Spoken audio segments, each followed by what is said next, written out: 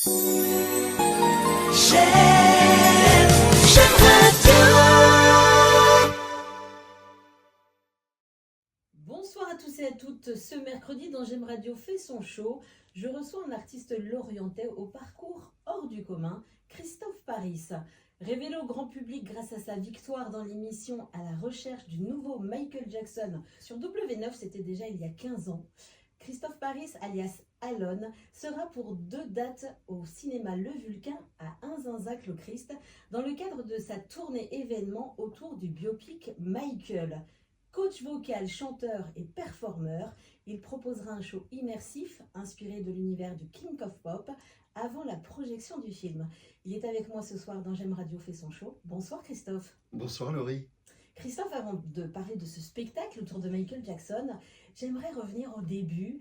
Comment ta carrière dans la musique a démarré et d'où vient cette fascination pour le roi de la pop ?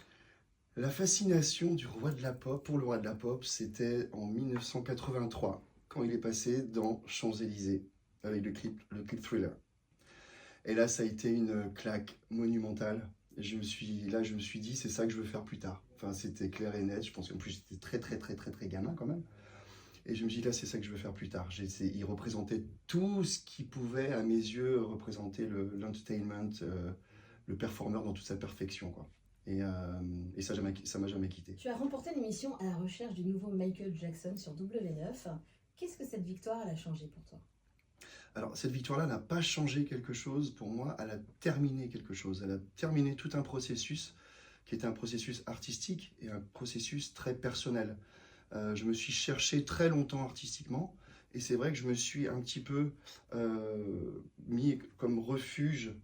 Michael Jackson pour moi a été un refuge. Il m'a permis en fait de développer tout ce qui était technicité artistique, la perfection, essayer de toucher la perfection de la scène, des chorégraphies, etc. jusqu'au visuel, parce qu'effectivement je ne suis pas du tout sosie de Michael Jackson à la base. Il y a vraiment une transformation qui se fait autour de ça et qui s'est faite petit à petit. Mais cette émission a clôturé en fait mon voyage. Et pourquoi je dis personnel ? Parce que comme je me cherchais aussi beaucoup, c'était un peu comme le film au moment où il a voulu s'émanciper et dire aujourd'hui je deviens moi et je ne suis plus Michael D. Jackson 5, je deviens Michael Jackson. Et à ce moment-là, je n'étais plus quelqu'un qui se cachait derrière l'image de Michael Jackson. Mais je me suis dit maintenant il faut que je devienne Christophe Paris, il faut que je devienne moi. Et là, ça a été un autre voyage. Effectivement. Et le fait que ce soit Jermaine Jackson qui me désigne gagnant, quand il m'a pris dans ses bras à la fin, c'était très bizarre parce que je me suis dit, ça y est, la boucle est bouclée. Tu es également coach vocal. C'est aussi important pour toi de transmettre que d'être sur scène ? Mais tu viens de le dire. C'est-à-dire qu'il y a tout un voyage de découverte de soi pendant des années. Et c'est un super voyage qui est très difficile des fois parce que le développement personnel, c'est quelque chose qui me touche personnellement, vraiment.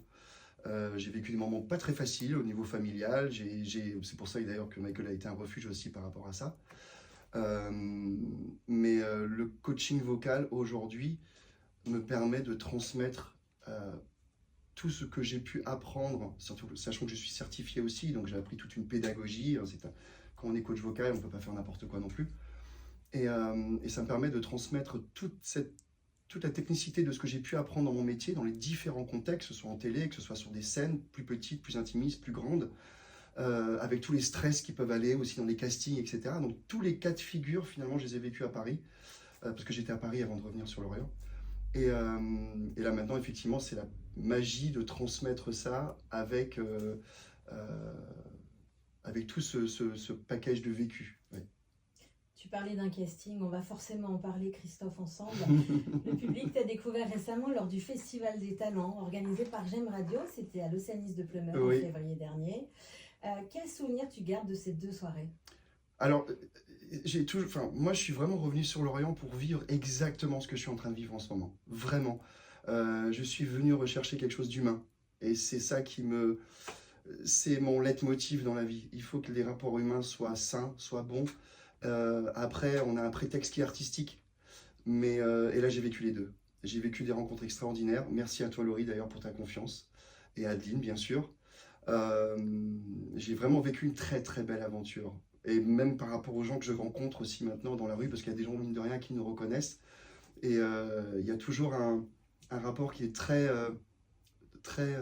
amical Et je me dis, bon, ce qu'on a vécu nous de notre côté, je pense qu'on l'a transmis aussi au public et c'est ça, c'était vraiment génial. Pour ceux qui s'en rappellent, qui étaient présents ou même ceux qui n'étaient pas présents, tu avais interprété Tatoue-moi. C'était un titre de la comédie musicale Mozart l'opéra rock. C'était un défi aussi pour toi cette expérience d'aller dans le domaine des comédies musicales? Ah, c'était plus qu'un défi, parce que quand j'étais sur Paris, je chantais beaucoup plus en anglais. J'avais 95% de mon répertoire était en anglais. Et depuis que je suis revenu sur l'Orient, je suis en train d'intégrer pas mal de chansons françaises. Je pourrais même faire une soirée spéciale chansons françaises. Et effectivement, je ne suis pas un adepte à la base des comédies musicales. Et quand on nous a proposé une liste pour faire le choix des vidéos qu'on devait envoyer pour le pré-casting, ça a été un petit peu un dilemme. Donc, et je suis tombé sur cette chanson Tatoue-moi, que j'avais entendue bien sûr ci et là comme ça, mais sans vraiment y prêter attention. Et j'ai eu un coup de cœur pour ce titre. Et d'ailleurs, je suis très content d'avoir pu le représenter en public d'ailleurs. Parlons maintenant de ces deux soirées exceptionnelles au Vulcain, à Inzanzac-le-Christ, qui font partie, je le disais, de ta tournée pour ce projet. La première date, qui est ce vendredi 22 mai à 20h, a été prise d'assaut en 3 jours, tout était complet. Du coup, tu as rajouté une seconde date au même endroit, ce sera le 29 mai à 20h. Tu t'attendais à un tel engouement de la part du public? Alors je savais qu'en entre guillemets en jouant à domicile, les réservations allaient être un petit peu plus rapides, mais pas à ce point-là. Pas à ce point-là. Parce que, effectivement, avec les réseaux sociaux, etc., tout ce qui est l'engouement, même Facebook, j'ai constaté qu'il relayait l'information un petit peu partout. Enfin, c'est pour ça qu'il y a eu beaucoup de gens qui sont venus sur ma page et qui ont fait les réservations. Ça, j'ai été très surpris par ça. Mais je m'y attendais pas à ce point-là. Et cette idée de performer autour de la sortie du film Michael, toi qui avais quelque part abandonné un petit peu ce personnage d'Alone pendant quelques années, Oui. puisque c'était il y a 15 ans que tu as gagné cette émission, c'était une idée qui t'est venue immédiatement? Alors, c'est pas une idée qui m'est venue à moi. J'ai un ami qui s'appelle Xavier Hervaux, qui est le directeur du cinéma Les Corrigans à Guingamp, et qui est toujours force de proposition pour faire vivre son cinéma. Il est extraordinaire, c'est vraiment un très grand passionné. Et comme il savait que j'avais fait cette émission et que j'étais un performeur autour de Michael Jackson, il m'a dit, mais attends, il y a le film Michael qui sort, moi j'aimerais bien faire un truc avec toi. Mais j'ai dit, mais moi je suis partant, parce que je sais à quel point il est créatif. Et je savais que nos deux énergies allaient pouvoir vraiment bien matcher. Et c'était parti sur 2 dates au départ au Corrigan. Et en fait, il connaît pas mal de monde dans le milieu. Il a contacté d'autres cinémas, souvent des cinémas indépendants d'ailleurs, parce que les chaînes, c'est souvent un peu plus compliqué pour pouvoir placer des animations comme ça. Il a contacté des personnes avec qui il avait travaillé lui déjà auparavant. Et ils ont tous joué le jeu. Ils ont tous joué le jeu. Et du coup, c'est devenu effectivement une tournée. C'est ça qui est extraordinaire. Et du coup, concrètement, sans tout dévoiler, parce qu'il faut venir pour te voir sur scène, Christophe, à quoi peut s'attendre le public pendant ces 15 minutes avant la projection du film? Le public peut s'attendre à une immersion pré-film. Ça veut dire qu'on va avoir effectivement le fils de Jermaine Jackson qui joue le rôle de Michael sur grand écran, mais ma performance fait le lien entre le grand écran et le public de façon live. C'est-à-dire qu'on a quelqu'un de physique qui est sur place. C'est pour ça que j'ai pas le droit à l'erreur, quelque part. Parce que j'ai vraiment envie que parce qu'il y a toujours des gens aussi qui sont très fans de Michael Jackson qui viennent pour ces prestations-là. Et je veux pas les décevoir. Et c'est une pression supplémentaire, j'imagine, pour toi. Toujours. Surtout 15 ans après. Reporter les costumes 15 ans après en s'étant un peu déconnecté, justement. Parce que là, j'ai repris possession complètement de ma personne, entre guillemets. Et là, le fait de reporter le costume, je ne le fais plus dans le même état d'esprit d'ailleurs. C'est ça qui est très intéressant. Parce que maintenant, je rends hommage à celui qui a été là quand j'étais gamin. Et je me reconnecte aussi un petit peu au gamin que j'étais à l'époque sur l'Orient. Et je me reconnecte aussi à ces performances que je faisais à Lorient à l'époque, dans les années 90. Donc je le fais avec beaucoup d'amour aujourd'hui.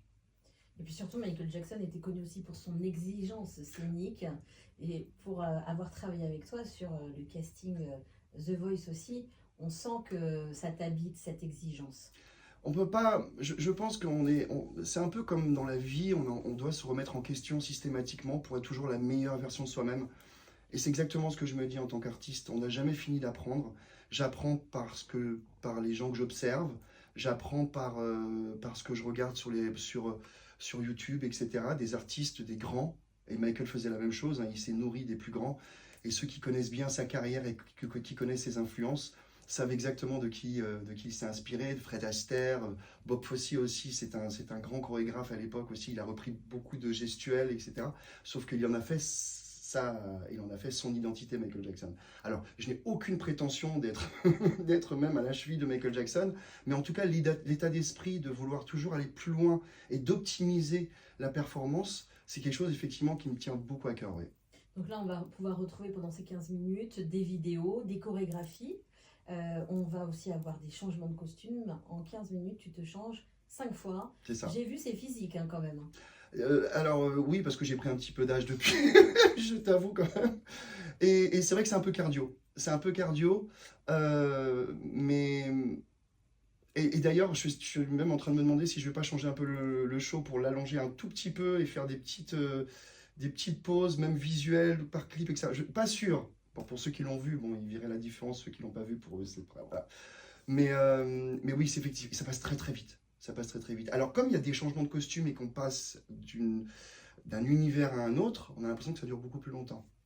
Mais c'est vrai que c'est un petit peu un petit florilège, c'est un petit peu un kaléidoscope de la carrière de Michael qui correspond justement au film, c'est-à-dire jusqu'à Bad.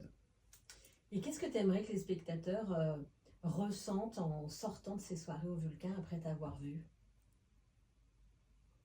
L'amour que j'ai pour Michael, le respect que j'ai pour le public, euh, et mon envie incommensurable d'apporter du bonheur aux gens quand je suis sur scène. Christophe, est-ce qu'on peut parler de tes autres projets dans les prochains mois? Est-ce que tu as des choses de prévues? Alors, je suis en train de développer mon coaching vocal aussi, parce que comme ça fait 3 ans que je suis revenu sur Lorient, et que effectivement ça s'est un petit peu accéléré par rapport à, en tant que chanteur, par rapport à l'Océanisme, par rapport à J'aime Radio The Voice, le show. Il y a beaucoup de choses qui sont en train de se faire. Je suis en train de me développer aussi en tant que chanteur, c'est-à-dire que j'ai un show déjà qui est prêt, que j'ai commencé à jouer ici et là. Pas vraiment encore au Pays de Lorient, mais incessamment sous peu peut-être. En fait, j'ai un show qui est que j'appelle un show Best of Feel Good, parce que ce sont des titres que j'ai sélectionnés qui sont très certainement des Madeleines de Proust pour tout le monde, sur le thème des années 80, 90, 2000. Donc ça peut aller justement de Michael Jackson, ça peut aller de Kool and the Gang pour la partie un petit peu funk, je me balade un petit peu dans le latino, je me balade aussi dans le côté français, je vais même jusqu'à Gilbert Montagnier aussi, parce que tout le monde connaît ça et tout le monde peut le chanter avec moi. Donc Alexandre et Alexandra aussi, les grands classiques, jusqu'à I Got a Feeling, par exemple, des Black Eyed Peas, ou des titres un petit peu plus... Enfin, je voyage dans les périodes, dans les époques, en fait. Je voyage dans les... c'est un voyage des années 80 jusqu'aux années 2000. Et puis tu vas avoir aussi quelques petits projets avec J'aime Radio, puisque tu fais partie de la bande des talents J'aime Radio. Et vous pourrez justement, je vous donne une info en exclusivité, on va avoir une scène à J'aime Radio, enfin pas à J'aime Radio, mais dans la ville de Lorient pour la fête de la musique, et vous pourrez retrouver 10 des 20 talents que vous avez vus sur scène à l'Océanisme de Pleumeur, puisqu'ils seront présents pour un show de 45 minutes pour la fête de la musique. Et tu en feras partie, Christophe. Avec grand plaisir. Ça va faire plaisir de retrouver les poteaux.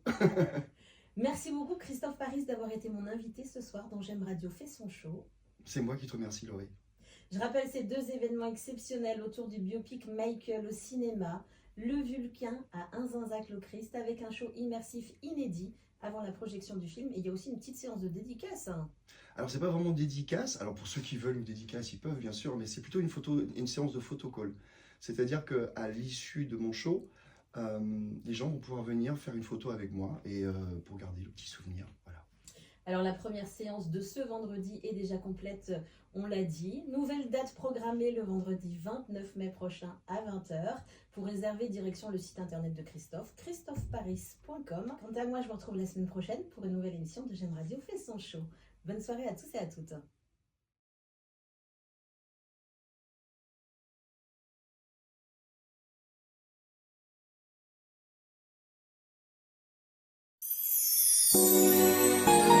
J'aime